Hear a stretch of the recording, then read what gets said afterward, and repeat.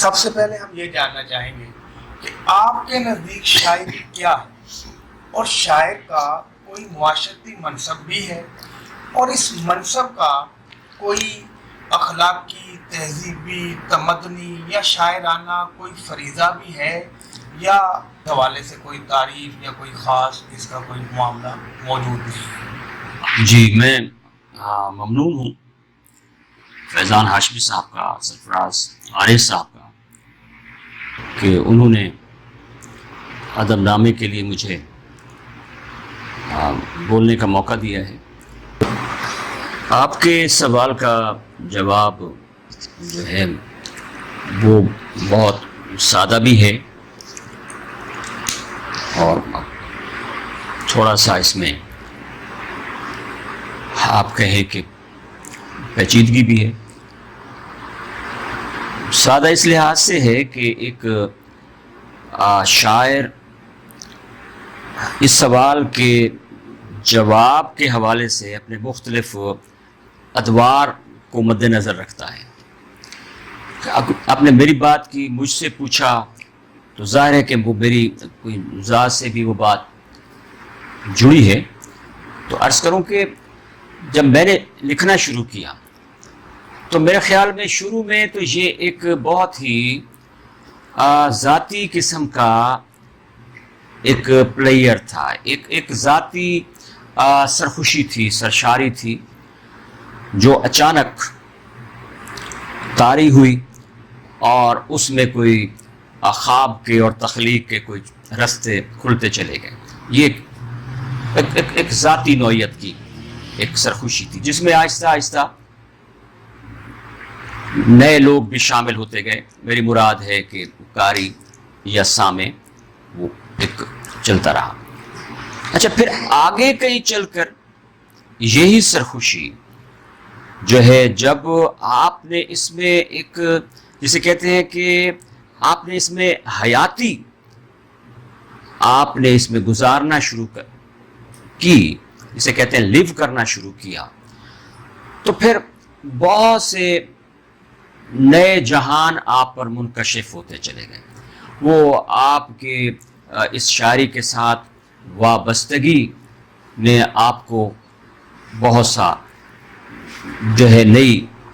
ایک آپ کہیں کہ دنیاؤں کی آپ کو ایک سیر جہان تک وہ لے گئے، یوں کہیں۔ تو اس کے بعد بہت طویل عرصہ ایسا بھی گزرا جب آپ کچھ ایکسپلور کچھ کرتے، کچھ تلاش کرتے، کسی دریافت سے گزرتے ہیں کہ آپ جس زبان میں شاعری کر رہے ہیں، جس خطے میں آپ شاعری کر رہے ہیں، وہ خطہ، وہ زبان، اس کا سارا تناظر کیا ہے، اور وہ کہاں جڑا ہوا ہے، اس کی سماجی، تہذیبی، اس کی آپ کہیں کہ سیاسی سطح پر اس کی پوزیشن کیا ہے۔ اور یہیں پہ وہ اہم سوال پیدا ہوتا ہے جو آگے بہت سے آپ کے راستوں کا تعین کرتا ہے۔ وہ سوال ہے کہ اس ساری صورتحال میں آپ کا موقف کیا ہے؟ آپ اس ساری صورتحال میں کیا محض تماشائی ہیں، یا آپ محض پلیئر سیکر ہیں؟ آپ اس سے ایک نشاط حاصل کر رہے ہیں، وہ نشاط ذاتی بھی ہو سکتا ہے، تہذیبی بھی ہو سکتا ہے، یا آپ اس سارے کے اندر، آپ اس ساری صورتحال میں کہیں جانبدار ہیں، یا آپ کسی کے وکیل ہیں۔ یہ ایک کبھی نہ کبھی اس شاعری کے سفر میں کبھی نہ کبھی یہ سوال ضرور پیدا ہوتا ہے، اور آپ کو اس سے گزرنا پڑتا ہے کہ اس میں وہ جو ایک پرانا ایک کنسیپٹ ہے کہ آپ کو اپنا دیکھنا پڑتا ہے کہ آپ کس خطے سے بول رہے ہیں، اور آپ کا قاری کون ہے، آپ کو کس سے مخاطب ہیں۔ لیکن میں ذرا اس کو مختلف لے رہا ہوں۔ مثلا میں یہ عرض کرتا ہوں کہ جس خطے میں رہتا ہوں وہ ہمیشہ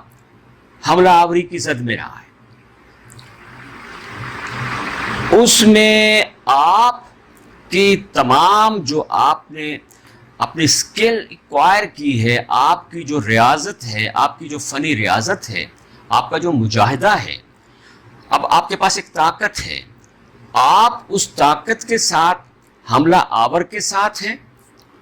جس نے آ کر شہر کی فصیل کو توڑا ہے، شہر کے دروازوں کو توڑا ہے، آپ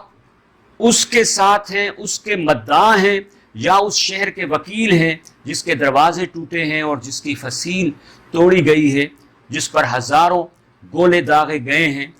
جو قتل عام سے گزرا ہے، جو ایک بہت بڑی آتش زدگی سے گزرا ہے، جو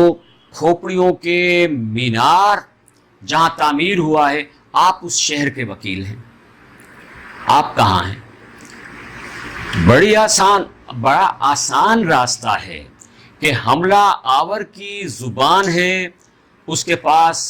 اپنی زبان کی لغت ہے، اس کے پاس اعزازات ہیں، اس کے پاس خلط ہے، اس کے پاس دربار میں آپ کے لیے کرسی ہے، آپ کے لیے تمام اعزازات ہیں، اور دوسری طرف وہ شہر ہے جو ادھ جلا ہوا ہے، جس کے بیشتر لوگوں کو غلام بنا کر بیچ دیا گیا ہے، جن کی تاریخ گم ہو گئی ہے، جو اپنی زبان بھول گئے ہیں، ان کی زبان بھلا دی گئی ہے، آپ ان لوگوں کے ساتھ ہیں۔ تو مجھے لگا یہ سوال جو ہے، یہ جب میں نے 1979 میں نے شاعری پہلی غزل لکھی تھی کہ ویسا کوئی یاد نہ راسی اندے گھر دا رستہ، دو تا سارے جنگل آسن ترائے تا سارے دریا، تو مجھے ایک پلیئر کا، ایک خوشی کا، سرشاری کا احساس ہوا، اور کہیں یہ سرشاری میں نے دیکھا کہ میرے دھرتی پہ رہنے والے لوگ بھی اس سرشاری میں شریک ہوئے، تو میرے لیے ایک راستہ تھا کہ میں اسی سرشاری کی طرف جو ہے اس میں بہہ جاتا یا اس کے بہاؤ میں چلا جاتا۔ لیکن کہیں آگے جا کر 1990 کے قریب، بلکہ 1999 میں جب میں ایک طویل نظم لکھ رہا تھا پروبریک شہر چوں، تو مجھے لگا کہ شاید میں اس خطے کا، ان جلے ہوئے شہروں کا، ان ٹوٹی ہوئی فصیلوں کا، میں شاید ان کا وکیل ہوں، میں ان کی وکالت کے لیے پیدا ہوا ہوں، میں ان کی طرف سے بولنے کے لیے پیدا۔ یہ وہ جگہ تھی جہاں مجھے لگا کہ میرے پاس ایک تھیم ہے، میرے پاس ایک کنسیپٹ ہے، میرے پاس ایک موقف ہے، اور آگے چلتے پتہ لگا کہ وہ مقامی آدمی کا موقف ہے، وہ نیٹو کا موقف ہے،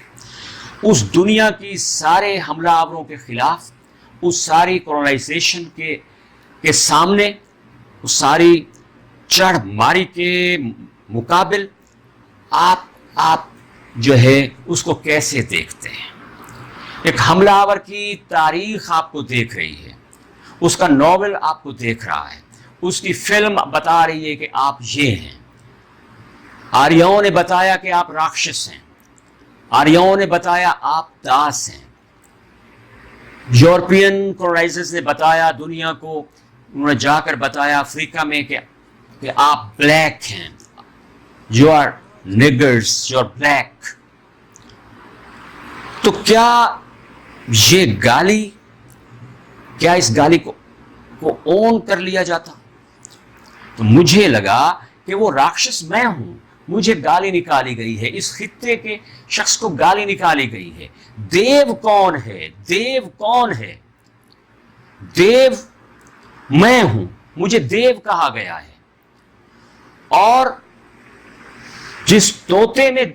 جان بتائی گئی ہے اس خطے کے، دیو کی جان طوطے میں ہے، کہ اگر طوطے کی گردن مروڑ دی جائے تو دیو کو مارا جا سکتا ہے۔ طوطا بھی میرا تھا اور دیو بھی میرا تھا، طوطا بھی میں تھا اور دیو بھی میں تھا، اور یہ حملہ آور کا ایک تیر سے دو شکار تھے کہ وہ یہاں کا طوطا بھی مار دے اور یہاں کا دیو بھی مار دے۔ تو یہاں آپ نے کس کا ساتھ دینا ہے؟ آپ نے اس شہزادے کا ساتھ دینا ہے، اس بادشاہ کا ساتھ دینا ہے جو دیو کو مارنے کے لیے پراسرار تلوار لے کر نکلا ہے، جو ایک روحانی تلوار لے کر نکلا ہے، جس کے پیچھے کسی مذہب کے کوئی حوالہ موجود ہے، اس کے پاس طاقت ہے، مذہب کی بھی طاقت ہے۔ اس شہزادے کے آپ ساتھ ہیں یا دیو کے ساتھ ہیں، اس راکشس کے ساتھ ہیں جو مقامی آدمی ہے؟ تو مجھے پتا چلا کہ میں راکشس کے ساتھ ہوں، میں راکشس کے لیے شاعری کرتا ہوں۔ اس خطے کو راکشس کہا گیا ہے، اس خطے کو مقہور قرار دیا گیا ہے، اس کی زبان کو مقہور قرار دیا گیا ہے۔ تو یہ موقف ہے، یہ موقف ہے کہ ہمیں دیکھا ہے، جو بھی باہر سے آیا ہے اس نے ہمیں دیکھا ہے ہم کیسے لگتے ہیں۔ انہوں نے کہا کہ یہ کچا گوشت کھانے والے لوگ ہیں، یہ بچوں کو اور خواتین کو اغوا کرنے والے لوگ ہیں۔ رگ وید بھری پڑی ہے، ان الزامات سے بھری پڑی ہے۔ یہ لوگ گائے چرانے والے لوگ ہیں، یہ ہمارے باڑے توڑتے ہیں اور گائیں چرا کر لے جاتے ہیں، اور ان کا قاتل جو ہے وہ اس کی اجازت دیتا ہے، اس کا ہمارا دیوتا اجازت دیتا ہے، اندر اجازت دیتا ہے، وایو اجازت دیتا ہے، سوما اجازت دیتا ہے۔ تو مجھے لگا کہ یہ میرے خلاف ایک بیان تھا رگ وید کا۔ اگر 4000 سال بعد یا 5000 سال بعد اگر یہ بات آپ پہ کھلتی ہے کہ مجھے دیو کہا گیا ہے، مجھے راکشس کہا کہ گالی دی گئی ہے، تو اب گالی کا جواب آپ نہیں دے سکتے۔ آپ انڈس سیولائزیشن کے لوگ ہیں، آپ گالی کا جواب نہیں دیں گے، آپ گالی نہیں نکالیں گے، آپ اپنا موقف بیان کریں گے۔ اور میں سمجھتا ہوں کہ میری شاعری ہو یا اس خطے کے وہ لوگ جو اس مقامی آدمی کے موقف کے ساتھ یا اس خطے کے لوگوں کے موقف سے جڑے ہوئے ہیں، وہ گالی نہیں دیتے، وہ بیت بناتے ہیں۔ سرفراز عارش کا یہ سوال کہ دوبارہ کافی لکھنے کے پیچھے کیا عوامل ہو سکتے ہیں، تو میں سمجھتا ہوں کہ یہ میرا کوئی شعوری فیصلہ نہیں تھا کہ میں نے کافی کی صنف میں کہنا ہے، یا وہ روایت جو ایک مضبوط روایت اس دھرتی کی کہ جس میں صوفیہ کرام نے اپنی بات کی ہے، اس میں کچھ کہوں۔ لیکن مجھے محسوس ہوا کہ 21ویں صدی میں اس کے آغاز میں بعض موضوعات پر نئے سرے سے کچھ کہنے کی ضرورت ہے، کچھ بولنے کی ضرورت ہے، کچھ نئی صورتحال پیدا ہوئی ہے۔ جیسے بلے شاہ نے کہا ہے کہ بلیا رب کہو نہ کہو، آئی صورتوں سچا رہو۔ تو اس حوالے سے 2-4 باتیں تھیں، اور وہ میرے اپنے ذاتی کچھ سوالات تھے جو میرے اپنے ذہن میں، اپنے چیتے میں کہیں وہ گونجتے تھے، اور ان میں ایک تصور رب کہ اس کو کس طرح سے ہم ایک نئے سرے سے اس تصور رب کے ساتھ کس طرح جڑ سکتے ہیں۔ اور 20ویں صدی کی ساری ایک گہما گہمی میں، ایک شور اور ہنگامے کے بعد ہمارا رب کے ساتھ نیا رشتہ کس طرح استوار ہو سکتا ہے۔ 19ویں صدی میں کارل مارکس یا نیتزے، یا 20ویں صدی میں فرائیڈ کے تصورات کے بعد 20ویں صدی کی ہنگامہ خیز تیز رفتاری کے بعد ہم کس جگہ کھڑے ہیں، اور ہمارا رشتہ رب کے ساتھ کس طرح استوار ہو رہا ہے۔ تو میں نے ایک کافی لکھی جس کی استھائی تھی، تو سر رب کو میاں مکلاو چا یا اپنے نال وساو چا، کہ رب کو الوداع کہو یا پھر اپنے ساتھ اسے بسا لو۔ تو یہ مخمسے سے نکلنے کا ایک وقت تھا کہ کیا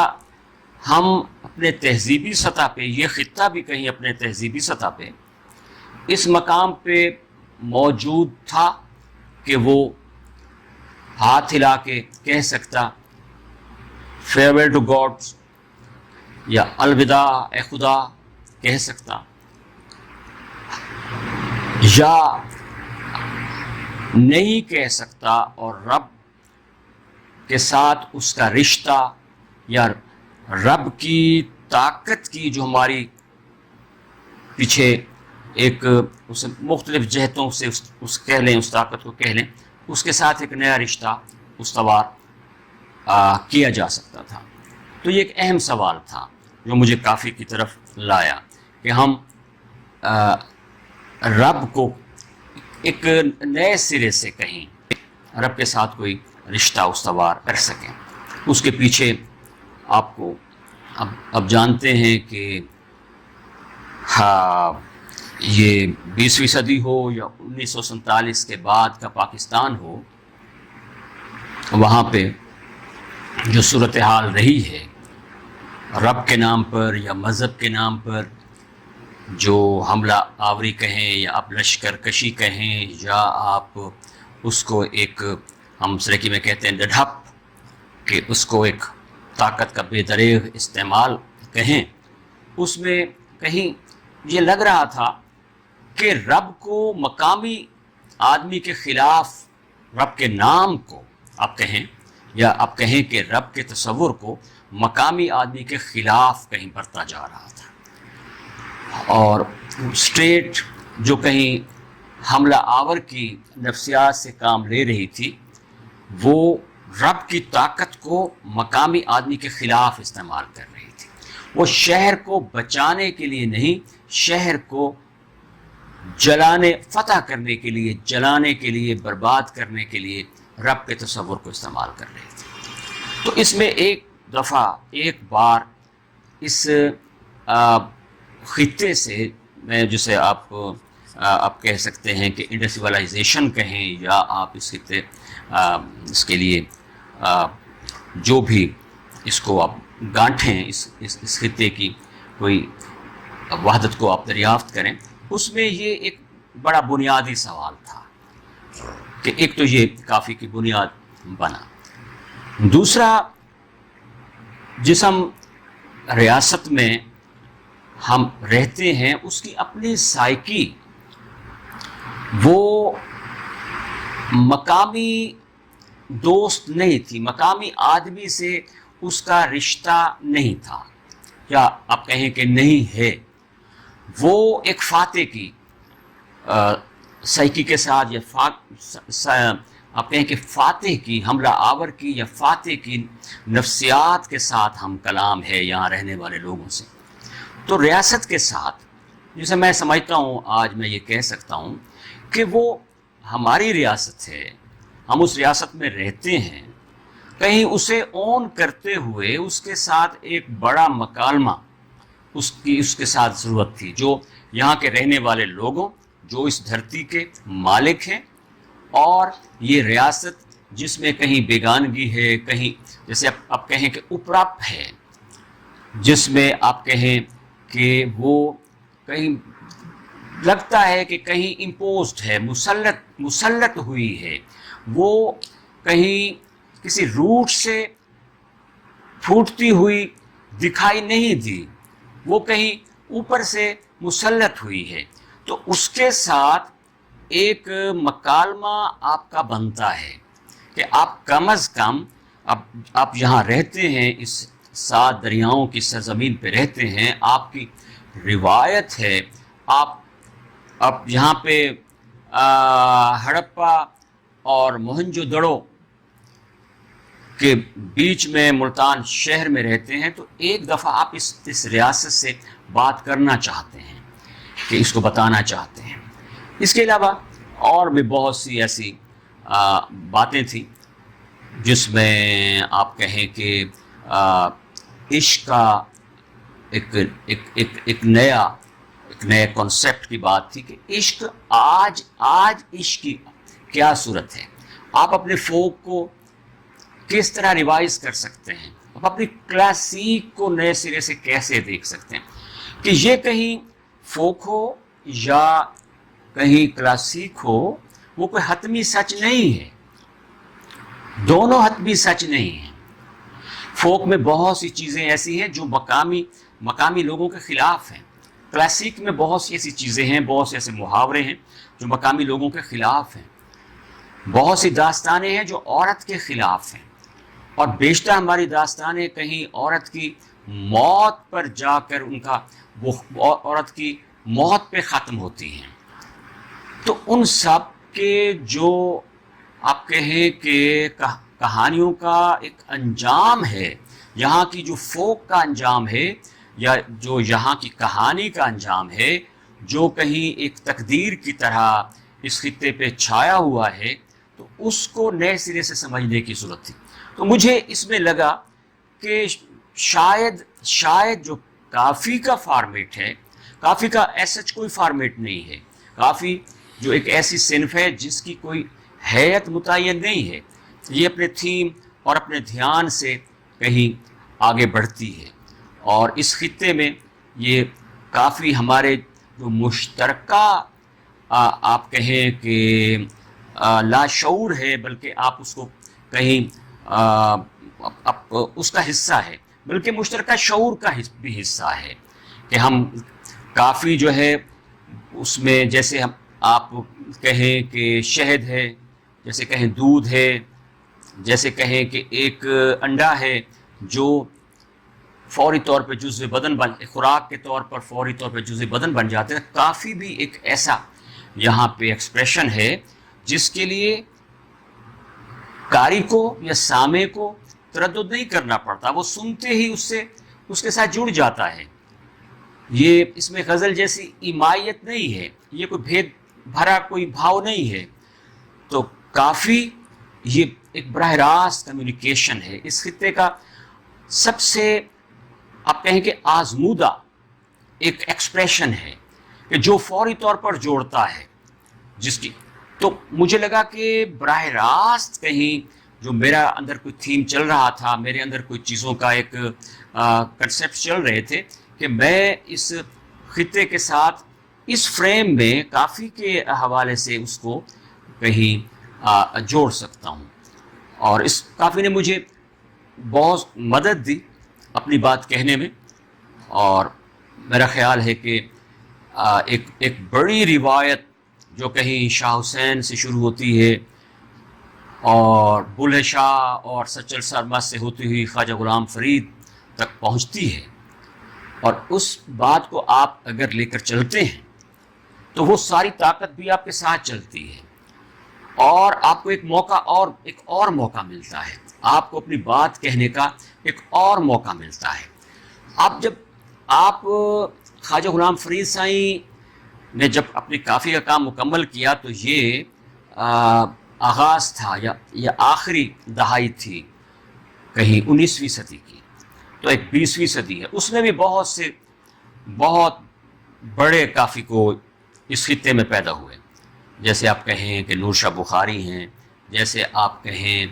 کہ اس میں خرم بہاول پوری ہیں، جیسے آپ کہیں کہ صالح الہآبادی ہیں، اور جیسے اور بہت سے نام جو ہے وہ ذہن میں ابھرتے ہیں۔ تو یہ اس میں ایک تسلسل موجود تھا کہ ایسا نہیں ہے کہ مجھ جیسے ایک فقیر نے اس کو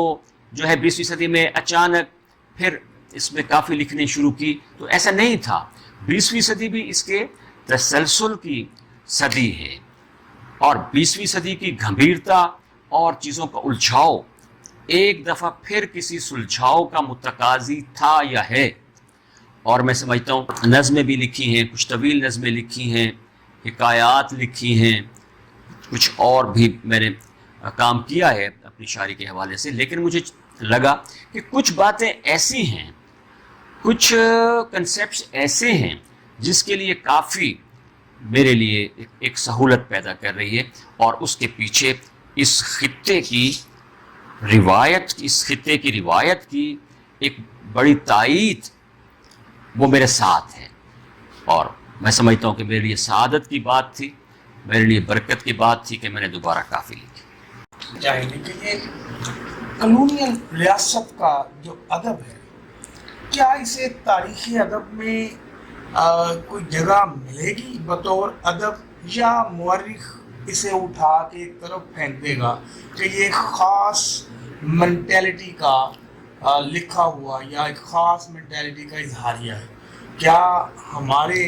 ہاں ایسا ادب ہے، یا اس کے جو ہے وہ امکانات ہیں یا موجود ہیں یا گزر چکے ہیں؟ کیا ہم تھوڑا پیچھے جا کے کہیں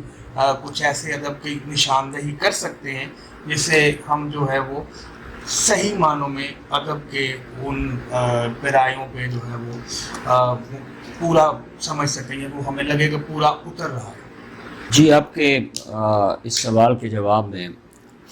میں عرض کروں گا کہ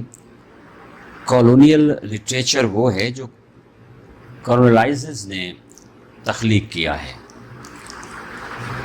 اور ظاہر ہے کہ اس میں انہوں نے کسی بھی ملک میں اپنے استعمار کا جواز فراہم کیا ہے، جس کی ایک مشہور مثال جو ہمیشہ افریقن ادیب اور ان کے دانشور دیتے رہے ہیں، ان کے ہارٹ آف ڈارکنیس ہے جوزف کانریڈ کا، اور اس پہ اچیبے نے بھی، چینوا اچیبے نے بھی، اور اس کے علاوہ اس پہ دیگر ان کے ادیبوں نے بھی، کالونائزڈ مائنڈ کے ادیب نگوگی، پورا نام میرے ذہن میں بھی آ جائے گا، نگوگی واتھینگو نے بھی یہی بات کی ہے کہ ایک کالونائزر کا ایک استعماریت کا ایک نمائندہ ہونے کے تحت جوزف کانریڈ کا ناول افریقہ کی روح کو نہیں سمجھ سکتا، کہ اس کا جو ٹریول ہے دریا کانگو میں، وہ جس طرح سے اس نے افریقہ اور افریقہ کی روح کو سمجھنے کی کوشش کی ہے، تو انہوں نے کہا کہ یہ اس کے لیے ممکن نہیں ہے کہ وہ افریقہ کے ضمیر کو سمجھ سکے۔ تو میرے خیال میں افریقنز نے اس پوری جو استعماری رویہ تھا وہ ان کا، Joseph کانریڈ heart of darkness in کا ایک بڑا ناول ہے اور اس کی بڑی سیلیبریشن ہے، لیکن جب اس کو افریقن ادیبوں نے اسے رد کیا تو وہ اس پہ ایک نئی تنقید سامنے آئی، اور وہ تنقید جسے نگوگی واتھینگو نے کہا کہ افریقن افریقہ، یا اس نے کہا کہ یہ جو سارا ہے، یہ جو پوائنٹ آف ویو ہے یہ استعماریوں کا ہے، وہ ہمیں دیکھ رہے ہیں۔ تو یہ جو تھیم ہے، یہ بات ہے، یہ لاطینی امریکہ تک پھیلی، ہندوستان تک پھیلی، اور کہیں ہماری باری آئی تو ہم نے بھی یہ بات کی، تم نے ہمیں دیکھا ہے، اب ہماری باری ہے کہ ہم تمہیں دیکھیں کہ تم کیسے ہو۔ تو ایک باری ہمارے پاس بھی آئی جی، ایک اس ساری استعماریت کا جو ایک لٹریچر ہے، یا آپ کہیں ان کا جو پوائنٹ آف ویو ہے، اب اس کے سامنے ایک موقع تو ہمیں بھی ملا کہ ہم نے اس سارے عمل کو کس طرح سے دیکھا، جہاں سے پوسٹ کالونیل لٹریچر کا آغاز ہوا، جہاں دنیا بھر میں ہوا، پاکستان کی مختلف زبانوں کے لٹریچر میں ہوا، وہاں سریکی زبان میں بھی ہوا جو میری زبان ہے اور جس میں میں شاعری کرتا ہوں، تو اس میں بھی یہ بات آگے بڑھی۔ کہیں میرے کام میں بھی اگر آپ دیکھیں تو بہت ایک ہمبل سا، اس کا ایک بہت ہی عاجزی کے ساتھ ایک ایک ایکسپریشن ہے۔ باقی جو آپ کے سوال کا دوسرا حصہ ہے عارف صاحب، وہ یہ ہے کہ آپ نے فرمایا کہ وہ جو میں نے محسوس کیا یا میں نے اس کو جو مجھے تفہیم ہوئی کہ آپ نے شاید یہ کہا ہے کہ یہ جو ہماری زبانیں ہیں ادھر، کہ کیا ہمارے ہاں وہ جو کالونیل لٹریچر تھا اس کے زیر اثر یہاں کے ادیب اس کے اثر میں آئے؟ اور اس کا سادہ سا جواب ہے کہ ہاں، یہ جو ہے ایک جو کالونیل ایک دباؤ تھا، جس کے لیے شاید لفظ استعمال کیا نگوگی نے، کالونائزڈ مائنڈ، کہ یہاں ان کی زبان کی بالادستی، ان کی زبان اور نصاب کی بالادستی کے بعد یہاں جو ایک مائنڈ، یہاں جو ایک ذہن کی تشکیل ہوئی، وہی کالونائزڈ مائنڈ تھا، اور وہ بہت عرصہ تک یہاں کار فرما رہا۔ اور میرے خیال میں اس ریاست کے پاس، جو ہماری ریاست ہے، اس کا جواب نہیں تھا کہ اس کی اپنی جو سکیم تھی وہ بھی وہی کالونائزڈ تھی، وہی کالونائز سکیم تھی، اور اس نے جس طرح کے نصاب کو اور جس طرح کے ادب کو، اب ادب کو فروغ ریاستیں نہیں دیا کرتی یا نصاب نہیں دیا کرتے، لیکن اس ریاست نے کوشش کی جس طرح کے لٹریچر کو فروغ دینے کی، اس نے وہی نتائج پیدا کیے۔ یہ تو بھلا ہو یہاں بسنے والی اقوام کا، یہاں پہ رہنے والے سندھیوں کا، بلوچوں کا، پٹھانوں کا، سرائکیوں کا، پنجابیوں کا، کہ انہوں نے اس خطے میں اس پوری جو وہ کالونائزیشن ہوئی اس کے مد مقابل وہ بولے، اس میں انہوں نے اپنے ہیروز کو ابھارا اور جنگ کے نتائج کو اپنی حکمت کے مطابق تبدیل کر دیا، وہ سارا اپنا ماضی بدل دیا، اپنی پوری سکیم، جو ایک سکیم ہم پہ امپوز تھی، جو نتائج امپوز تھے، وہ بدل کے رکھ دیے۔ اب 1848 اور 49 کی جنگ میں جب ملتان انڈر سیج تھا، یہ 2 سال ملتان کے باہر ایک محاصرہ تھا، اس میں ایک برٹش کیپٹن ڈاکٹر ڈنلپ بھی ساتھ تھا۔ اس نے جو ڈائری لکھی ہے محاصرہ ملتان یا آفٹر سیج، ملتان جو ہے وہ سیج اور سیج کے محاصرے اور محاصرے کے بعد، اس میں اس نے اعتراف کیا ہے کہ ملتان پہ 26,000 گولے داغے گئے۔ یہ ان کا جو ہے ان کا بیان ہے، یہ بیان ہے ڈاکٹر کیپٹن ڈنلپ، 26,000 گولے۔ اور وہ ابن حلیف صاحب نے کہیں لکھا ہے کہ وہ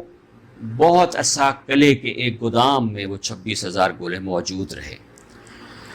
اب ایک اور دلچسپ بات ہے کہ وہ جو ہر رسالے کے ساتھ، برٹش رسالے کے ساتھ ایک پینٹر بھی ہوتا تھا۔ اس وقت فوٹوگرافی نہیں تھی، ابھی 1848-49 میں کیمرہ ابھی ایجاد نہیں ہوا تھا، تو ایک پینٹر ساتھ ہوتا تھا، مصور ساتھ ہوتا تھا۔ وہ جس شہر پر، مثلا ملتان پہ جب انہوں نے حملہ کیا تو یہاں ایک برطانوی مصور اس فوج کے ساتھ تھا، اس نے اس ملتان کی تصاویر بنائی، اس حملے سے پہلے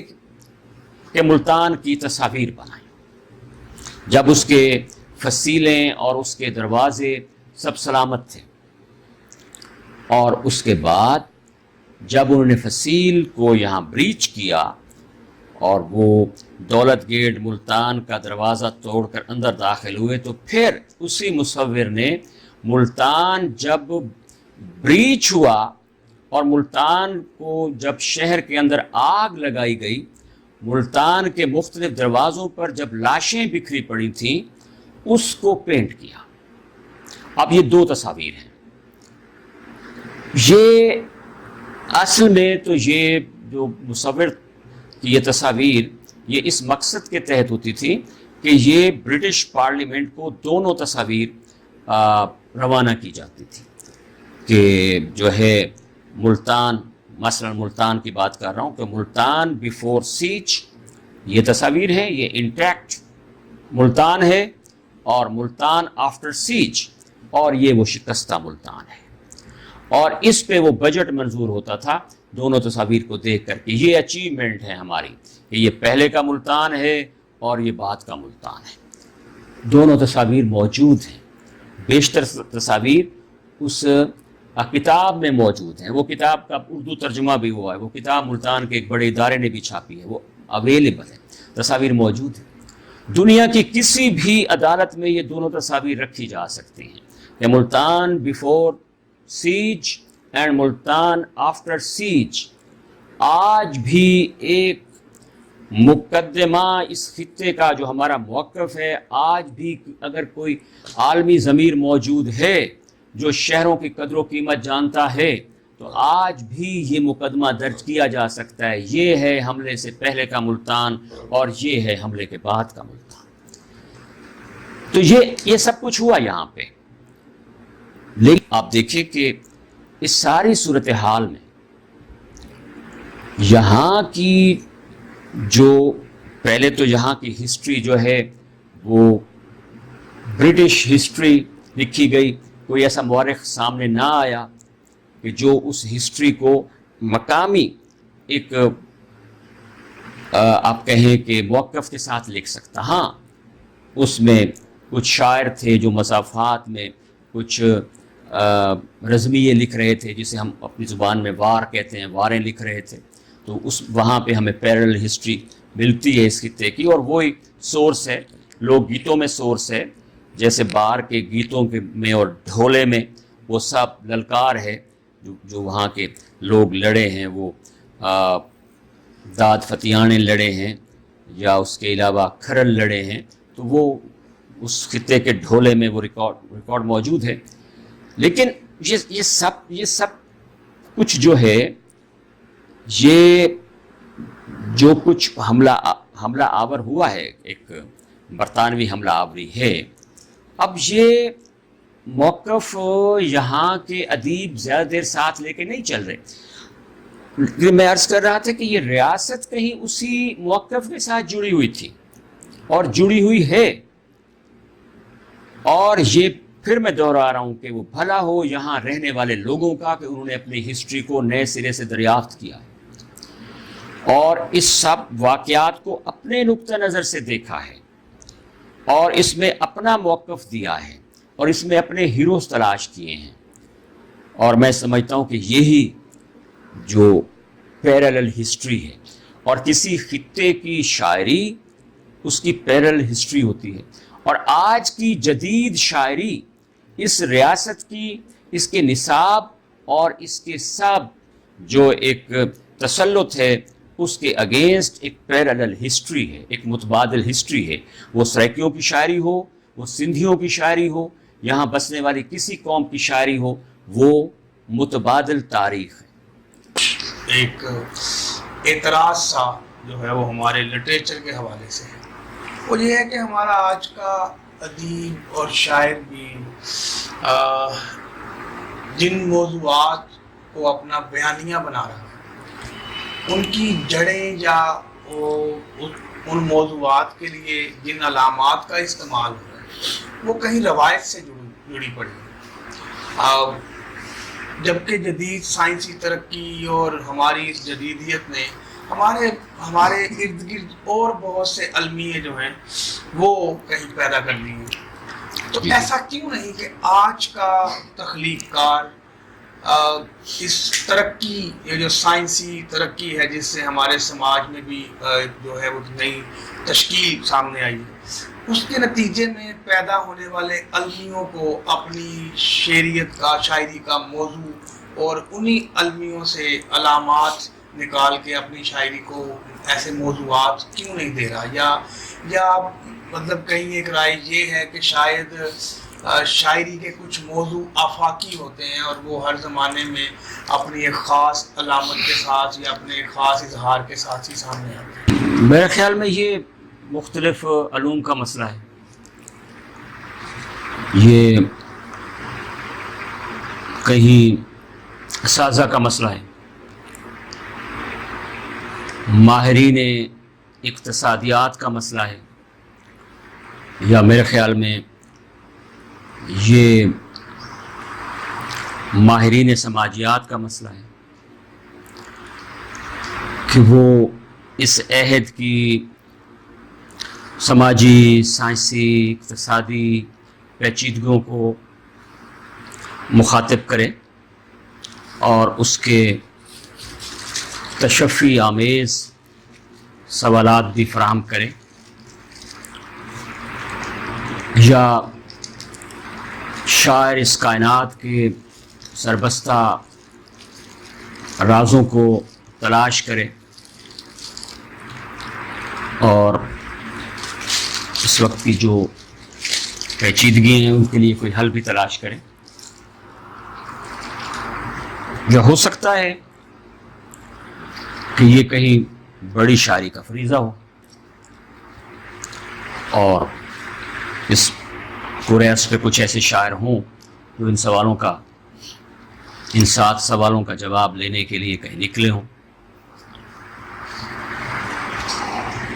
کہ انڈے کے برابر موتی ڈھونڈ کے لانا ہے یا کوہ ندا کی خبر لانی ہے. یقیناً ایسے شعراء بھی نکلے ہوں گے. میں ایک سریکی شاعر ہوں، بڑی سادی سی بات ہے. میں اس انڈ سویلائزیشن کے لوگوں کا وکیل ہوں. اس حوالے سے میں پوری دنیا کے وہ لوگ جن کی دھرتی پہ قبضہ ہوا ہے، جن پر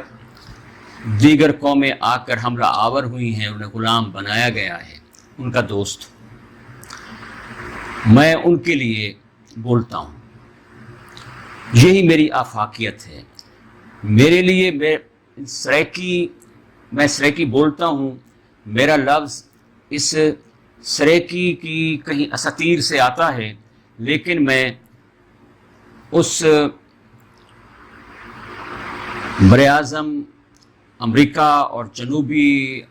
شمالی امریکہ اور جنوبی امریکہ کے ان جو ہے لوگوں کو جو وہاں کے اصل باشندے ہیں، جنہیں ریڈ انڈین کہہ کر گالی دی گئی، اب ان کے لیے کہیں فرسٹ نیشن کا جو ہے وہ تلافی اور یا معافی ان سے کی ایک کوشش کی جا رہی ہے. تو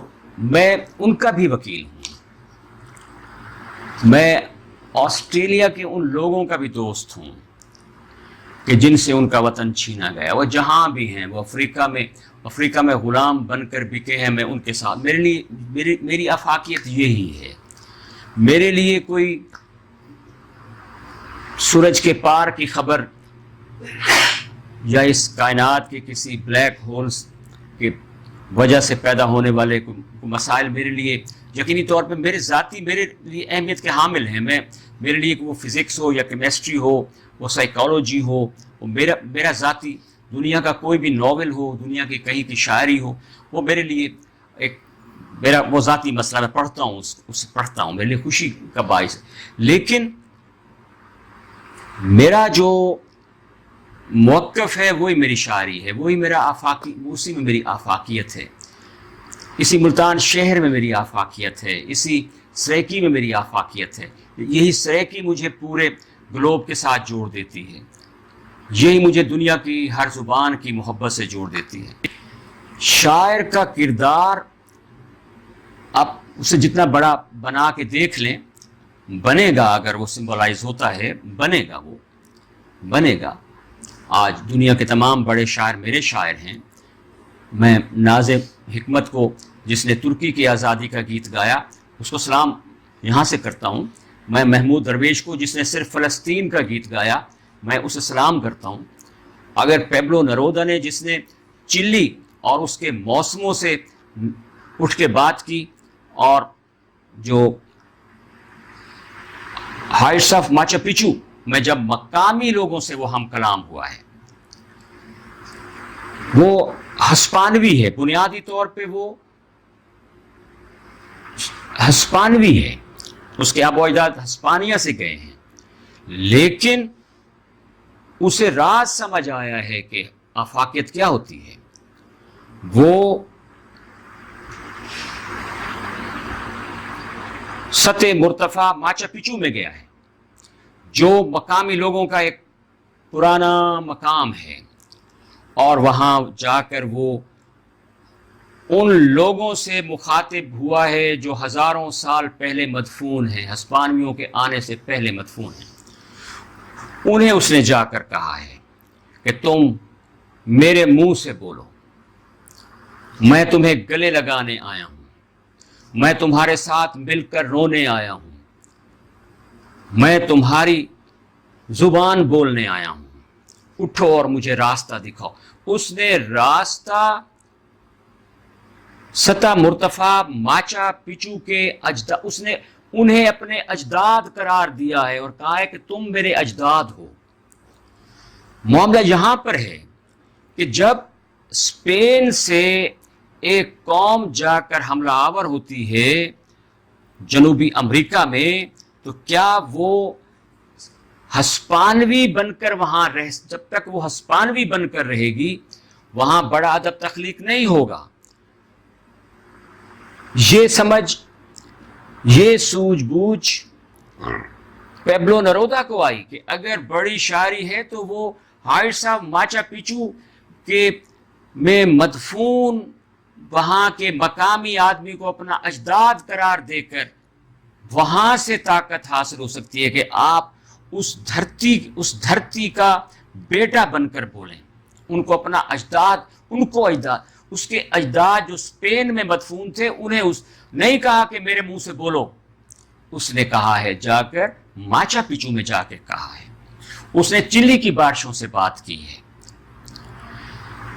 تو جب گیبریل گارسیا نے لکھا ہے 100 Years of Solitude، تو وہ بستی لاطینی امریکہ سے ابھری ہے، وہ کولمبیا سے ابھری ہے، وہ کولمبیا کی بستی۔ جب اس نے نوبل پرائز لیتے ہوئے کہا تھا کہ میں کولمبیا کے صحرا کا ایک ذرہ تھا جسے چن لیا گیا، کولمبیا کے صحرا کا، گلوب کے صحرا کا نہیں، کولمبیا کے صحرا کا، تو کولمبیا کے صحرا کا ذرہ ہی، کولمبیا کے صحرا کا ایک ذرہ ہی گیبریل گارسیا مارکیز ہو سکتا ہے، وہی 100 Years of Solitude لکھ سکتا ہے۔ وہ وہاں سے بولتا ہے، جو وہاں سے جو بولا ہے وہی آفاقیت، وہی آفاقی۔ آفاقیت کوئی لفظ نہیں ہے، آفاقیت کچھ لفظوں کا ایک گچھا نہیں ہے کہ آپ کے پاس ایک لفظوں کا گچھا ہے جس میں کچھ آسمان کی علامتیں ہیں، کچھ بین الاقوامی آپ کے پاس استعارے ہیں، میٹافرز ہیں، کچھ سمبلز ہیں، کچھ سائنز ہیں، اس کو لے کے آپ ایک آفاقی شاعری، کچھ مخصوص موضوعات ہیں جو آپ کو لوگوں کی، چند بڑے موضوعات ہیں نا جس زندگی میں، اس کی محبت ہے، موت ہے، اور لوگوں کے 2-4 اور موضوعات ہیں جو آفاقی ہمیشہ لوگوں کی افسردگی ہے، تو ایک چند موضوعات ہیں، چند گچھا ہے الفاظ کا، اس کو آپ لیں اور اس میں آفاقیت پیدا کر دیں۔ میں سمجھتا ہوں کہ آفاقیت کہیں گواہی ہے، اس جگہ کی گواہی ہے جہاں آپ کھڑے ہیں، جو آپ کا ٹائم اینڈ سپیس ہے، آپ کہاں سے بول رہے ہیں۔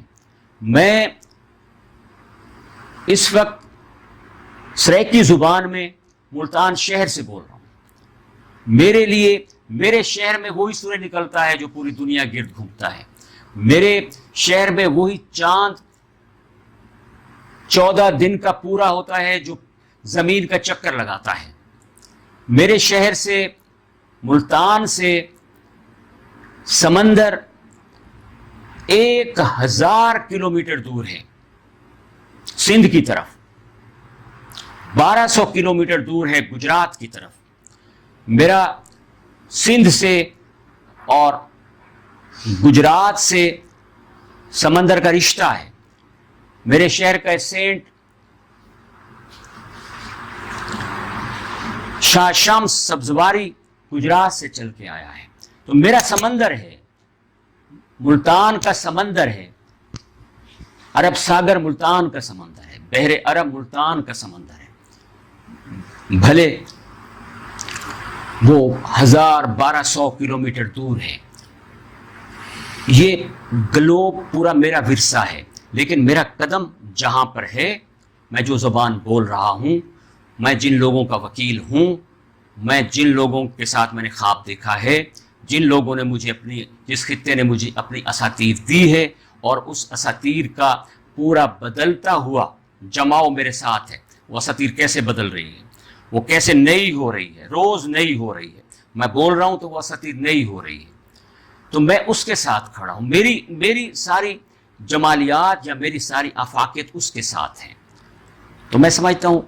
آپ کے سوال کے جواب میں انتہائی محبت سے کہ آفاقیت مقامیت ہی کا دوسرا نام ہے.